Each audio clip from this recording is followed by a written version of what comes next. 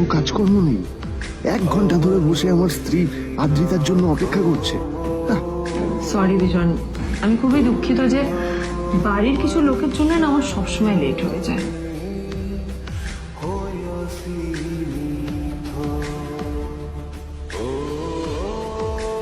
কি হলো, হাসছো কেন? লটারি পেলে নাকি? লটারি? হ্যাঁ, তুমি আসা মানে আমার কাছে লটারির থেকেও বেশি দাম। তবে তার থেকে কিঞ্চিত কম দামি একটা গিফট আমি তোমার জন্য এনেছি।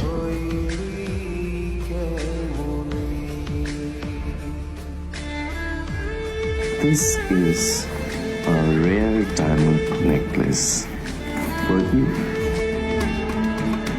এটা আমার জন্য? সত্যি?